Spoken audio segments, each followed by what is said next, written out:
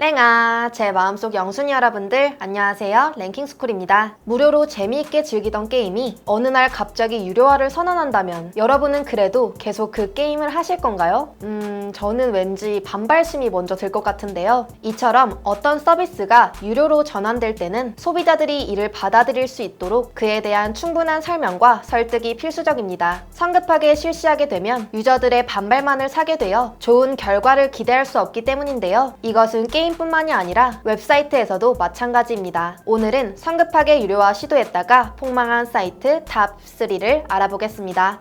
3위, 한메일. 한메일은 다음에서 1997년부터 국내 최초로 서비스를 시작했던 무료 웹메일 서비스입니다. 지금이야 지메일, 네이버 등을 비롯한 수많은 이메일 서비스가 존재하지만 당시에는 한메일 외에는 국내 경쟁자가 없었던 터라 한글 메뉴로 서비스된다는 선점 효과를 톡톡히 누리며 2000년대 초반에는 점유율 70%를 기록할 정도로 거침없이 성장했는데요. 한국 사람 치고 한메일 계정 하나 가지고 있지 않은 사람이 없을 정도였죠. 하지만 점차 늘어나는 사용자와 더불어 점점 불어나는 비용을 감당할 수 없었던 한메일 측은 과감한 결정을 내리게 됩니다. 당시 해외 유명 이메일 서비스들도 모두 무료로 제공되고 있던 상황에서 한메일만 유료화한다는 것은 자살 행위나 다름없었기에 한메일 측은 기업에게서라도 돈을 받아내야겠다는 생각으로 온라인 우표제를 시행하기로 한 것인데요. 온라인 우표제가 타깃으로 삼은 대상은 하루 100통 이상 발송하는 기업들이었습니다. 100통까지는 무료지만 그 이상을 넘어갈 경우 건당 10원씩의 비용이 청구되는 구조로 운영되는 방식이었죠. 개인에게는 여전히 무료로 서비스하니 회원의 이탈이 없으리라는 확신과 함께 한국 대표 이메일인 만큼 기업들은 울며 겨자 먹기 식으로 비용을 낼 수밖에 없으리라고 생각했지만 이후 다음으로서는 전혀 생각하지도 못했던 심각한 부작용이 생기고 맙니다.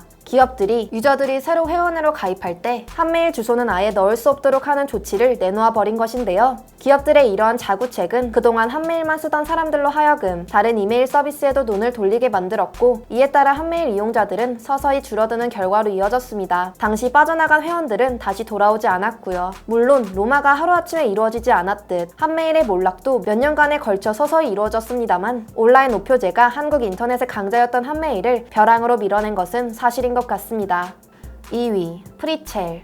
지금이야 생소한 이름이지만 프리첼은 한국에서 운영되었던 포털 사이트입니다. 동아리 커뮤니티 기능으로 단숨에 성장한 과거 프리첼의 커뮤니티 규모는 다음 카페보다 컸으며 한때 업계 1위였던 야후를 위협할 정도였는데요. 그러나 너무 빠른 성장 속도에 커뮤니티를 유지하기 위한 비용을 감당할 수 없었는지 프리첼은 2002년 유료화를 선언합니다. 당시 유료화 정책은 찬찬히 혜택을 뜯어보면 그닥 어이없는 정도는 아니었습니다. 이용자 전원이 아니라 커뮤니티 운영자만 유료 서비스에 가입하면 되는 것이었고, 유료 이용자들은 최대 5개의 커뮤니티 운영을 할 수 있었으니 지금 생각해봐도 나름 저렴한 편인 것 같은데요. 하지만 사실 더 큰 문제는 따로 있었습니다. 프리첼은 커뮤니티 이용자들이 유료화에 적응할 수 있도록 유도하기보다 유료화하지 않는 커뮤니티는 폐쇄라는 초강수를 둔 것이 이용자들이 엄청난 반발을 샀기 때문인데요. 이용자들에게 보여준 이러한 고압적인 태도의 반발, 대다수의 이용자들은 프리첼의 커뮤니티와 초기부터 경쟁하던 다음에 카페와 싸이월드 클럽으로 대거 이동해버렸죠. 게다가 이때 싸이월드가 커뮤니티 이사라는 형식으로 프리첼 커뮤니티의 기존 게시판 내용을 통째로 옮겨와 보존해주는 해자 서비스를 제시, 프리첼 이용자를 적극적으로 흡수하기 시작했는데요. 프리첼은 이후 유료화를 폐지하고 몇 번의 재기를 노렸지만 결국 2013년 모든 서비스를 중단하기에 이르릅니다. 물론 유료화 정책이 결정적 한방이라고 하기엔 이미 프리첼은 떠오르는 벤처 특유의 속성인 모럴 해저드와 관료제화라는 암초에 걸려 있었다곤 하지만 유료화가 제대로 폭망의 방아쇠를 당긴 셈이네요.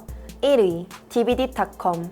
요즘에는 궁금한 질문이 생기면 우선적으로 유튜브에 검색한다는 분들도 계시던데, 사실 정보의 공유 하면 네이버 지식인을 빼놓을 수 없죠. 그런데 이 지식인 사이트의 원조는 따로 있었습니다. 바로 한겨레에서 만든 dvd.com이란 사이트인데요. 사용자가 질문을 올리고 사용자가 답변을 하는 이런 사이트는 국내에서 처음이었고 호응도 좋았습니다. 하루 수천 건의 질문과 답변이 올라왔고, 이를 기반으로 너 그거 아니? 라는 책이 출간될 정도였는데요. 하지만 여기서 여기서 한겨레는 악수를 두고 맙니다. 이용자가 많아지고 인기가 좋아지자 주 수입원이라고는 배너 광고가 전부였던 한겨레의 자본만으로는 사이트 운영이 힘들다는 결론에 도달. 지식인 게시판 글쓰기와 답변 보기를 유료화하겠다고 선언한 것인데요. 일부 질문이나 답변은 유료 열람할 수 있도록 하고 일부 자료는 자체적으로 측정한 금액으로 열람한 후 역시 결제를 해야 한다는 것이었죠. 과거 누구나 열람이 가능했던 지식 자료들의 유료화 소식에 당연히 사용자들은 대거 반발하기 시작했는데요. 바로 이때 때마침 네이버에서 전지현을 내세운 지식인 광고를 대대적으로 홍보하며 디비딕을 압박하기까지 합니다. 결국 디비딕닷컴의 이용자들은 네이버로 대거 흡수되었고 지식인 하면 네이버라는 공식이 성립되기에 이르렀죠. 갈수록 인기가 하락하던 디비딕은 결국 2003년 지금의 엠파스에 인수되며 다시 무료로 서비스되기 시작했지만 쏟아지는 지식 검색 서비스들에 밀려 2015년 1월 7일자로 결국 모든 서비스가 종료되고 말았습니다. 회원들의 정서에 반하는 급작스런 유료화와 이탈한다 하더라도 갈 곳이 생기는 타이밍까지 겹쳐 결국 네이버를 포털 1위로 올리는데 큰 공헌을 하게 된 셈이네요. 1990년대 후반 인터넷 붐을 타고 우후죽순 생겨난 수많은 사이트들. 당시로서는 역사가 짧았던 터라 참고할 수 있는 누적 데이터도 없었을 테니 이들의 선택을 막연히 잘못된 선택이라고 비판할 수만은 없을 것 같지만 회원들을 무시하고서 살아남을 수 없다는 좋은 본보기가 된 것만은 확실한 것 같습니다.